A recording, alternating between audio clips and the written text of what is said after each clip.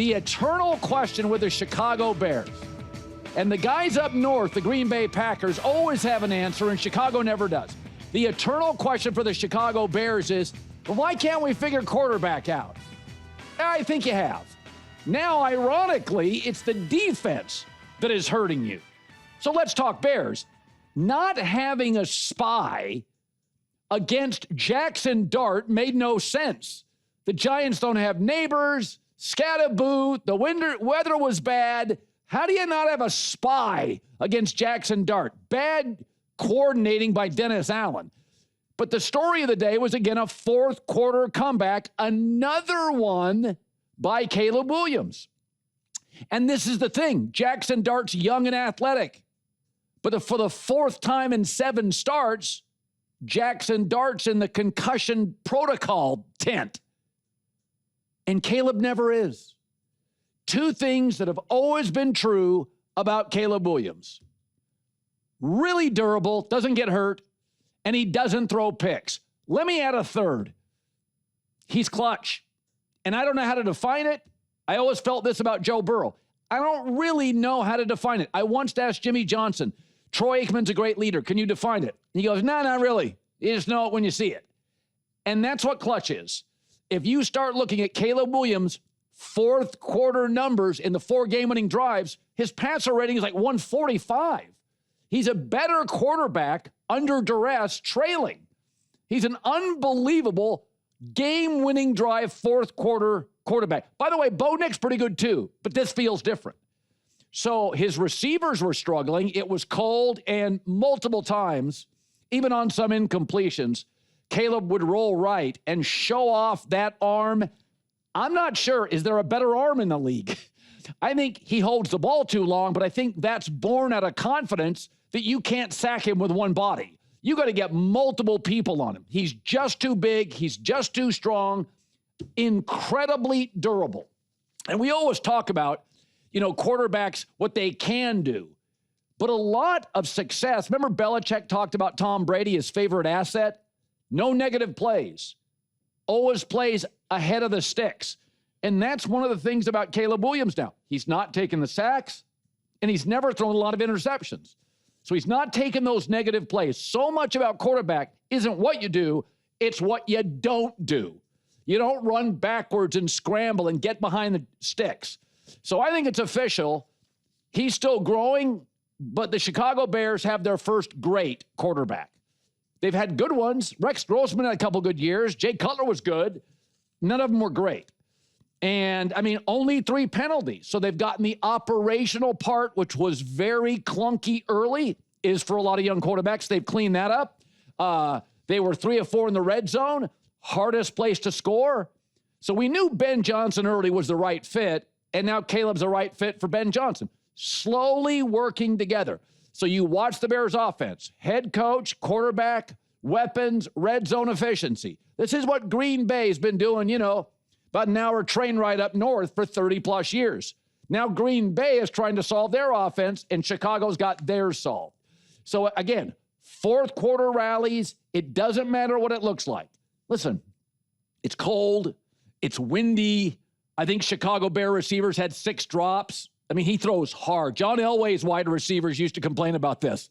Like Caleb, he's got a cannon. He throws hard. And sometimes, guys are going to drop it. But don't worry about the aesthetic and the optics. Fourth quarter, they won. That's all that mattered. Just keeps getting a little better. The operation stuff now took a few weeks. Accuracy stuff, a lot of it was drops yesterday. When he rolled out right, threw a ball to the end zone that was out of bounds. DJ Moore couldn't get his feet down. That was 40 yards on a line. As they say, you could hang laundry on that thing. It was just 40 yards, a line drive off the arm of Caleb Williams. You were like, okay, that doesn't look like almost anybody else in the league. I'm not sure Mahomes has that in that win. So he is a special talent. Okay, I've been on this for a long time.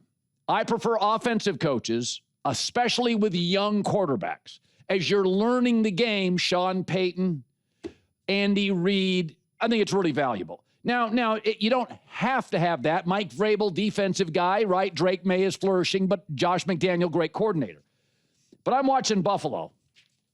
I got nothing against Sean McDermott. But the Bills are 2-3 in their last 5 games. Blowout loss to Miami and loss to Atlanta.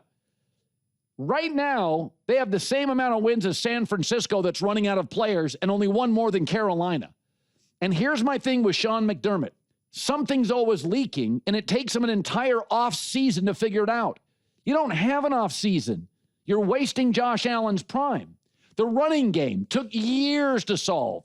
Now the passing game, well, I have to wait until next year to solve it? I mean, Justin Herbert doesn't have his tackles or his number 1 running back, and Jim Harbaugh's got him in a 3-game winning streak. Their offensive line is atrocious. 3-game winning streak. San Francisco has Mac Jones quarterbacking. The receivers aren't healthy. Where's Ayuk? Where's Ricky Pearsall? Mac Jones yesterday went 33 of 39. Buffalo has been mostly healthy, schedule 3rd easiest in the league, and yet they have 1 win over a team with a winning record. So in their 3 losses, they've averaged 15 points. With Josh Allen and James Cook, how is that possible? And that's my knock on defensive head coaches. They can't solve offensive issues in season. They need their GM to solve it. Cross your fingers, hopefully, in the offseason. Andy Reid, offensive line, solves it in season. Sean McVay, running back, receiver, Puka's hurt. Puka's hurt, what do? 4 tight ends in London against the Jags.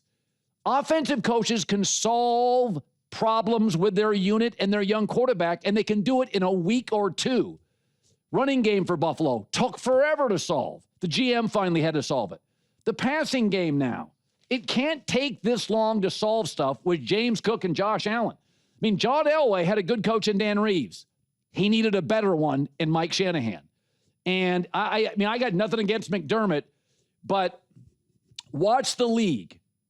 As you get into this time, I mean, Justin Herbert is working with backup everything on the offensive line, number 3 running back, forgettable tight ends. Does he have a number 1 receiver? And they're on a 3-game winning streak. You just have to solve stuff, right? You got to be a fix-it guy. You know, that's what you got to do. That's what Shanahan could do, and Dan Reeves couldn't.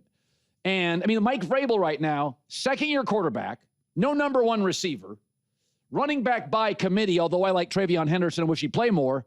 Tight ends are okay. Offensive line solid, and they're on a 7-game winning streak. Sean Payton's on a 7-game winning streak with Bo Nix. Bo Nix is having a horrible year. Okay. So my take is these offensive guys, you just can't go on losing streaks. You can't lose to Miami and trail 60-0 at half when you have Josh Allen. Can't do it. And Sean McDermott, I just think Josh at this point, I've seen enough. They'll make the playoffs. They'll be fine. New England's already better. New England's won 7 straight games. They go to Tampa and control the game. They went to Buffalo and controlled the Bills. So much of coaching is not having the answers, it's finding them. It's solving the problems in season, week to week, moving pieces. And, I mean, it's not all offense yesterday. The defense looked tired, gassed. Maybe it was the heat. But I'm just watching teams like Denver, which is getting subpar quarterback play. I'm watching the Chargers, who may have the worst offensive line in 3 years, and they just keep winning.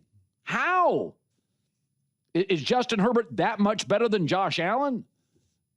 How's Vrabel doing it? They don't have a number 1 receiver. Running back by committee. O-line solid. Schedule's tough. And they just keep going on the road. Buffalo, Tampa, off a bye Tampa, and winning. I think it's time. I think you can't have to solve every issue in the offseason. It doesn't work that way. I don't care if you're running a TV network, a TV show, or a football team. I can't have an off season to solve every problem.